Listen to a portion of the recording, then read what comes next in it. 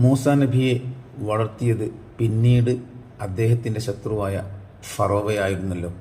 അതാണ് ദൈവത്തിൻ്റെ നിയമം. തന്നെ അനുസരിക്കുന്നവരെ അവൻ വളർത്തിക്കൊണ്ടുവരുന്നത് പലപ്പോഴും തൻ്റെ ശത്രുക്കളെ ഉപയോഗിച്ചായിരിക്കും. ഇതുതന്നെയാണ് ഗസയുടെ കാര്യത്തിലും സംഭവിച്ചുകൊണ്ടിരിക്കുന്നത്. ജനപ്പെരുപ്പം കൊണ്ട് ശ്വാസം മുട്ടുകയായിരുന്നു ഗസ. സ്വന്തം മക്കൾക്ക് ജീവിക്കാൻ ആവശ്യമായ പാർപ്പിടങ്ങളോ ഭക്ഷണങ്ങളോ നൽകാൻ അത് പാടുപെടുകയായിരുന്നു.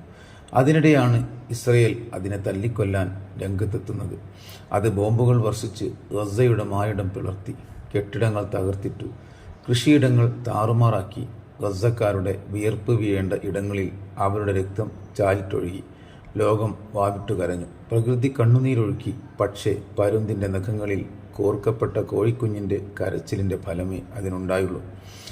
എന്നാൽ ഇപ്പോഴിതാ അത്ഭുതം സംഭവിക്കുന്നു. കോഴിക്കുഞ്ഞ് പുനർജനിക്കുകയാണ്.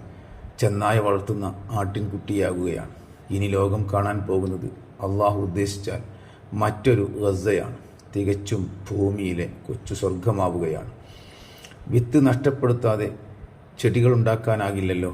അതുപോലത്തെ ഏതാനും ജീവനുകൾ നഷ്ടപ്പെടാതെ ഒരു രാജ്യത്തിനും വിജയിക്കാനാകില്ല. ഈ ഒരു യുദ്ധമുണ്ടായിരുന്നില്ലെങ്കിൽ ഗസ ശ്വാസം മുട്ടുന്ന രോഗിയെപ്പോലെ കഴിയേണ്ടി വരുമായിരുന്നു. യഥാർത്ഥത്തിൽ ഈ യുദ്ധം ഗസക്കാർക്ക് ഒരു അനുഗ്രഹമാകുകയാണ്. കോടിക്കണക്കിന് ഡോളറുകൾ മുടക്കി ഇസ്രയേൽ അവിടുത്തെ കെട്ടിടങ്ങൾ തകർത്തു കൊടുത്തു. ഇനി ലോകം പണം മുടക്കി അവയുടെ അവശിഷ്ടങ്ങൾ കടലിൽ തള്ളി പുതിയ ഭൂപ്രദേശം രൂപപ്പെടുത്തും. ഏറ്റവും മികച്ച ഫ്ലാറ്റുകളും കെട്ടിട സമുച്ചയങ്ങളും ഉയർന്നു വരും.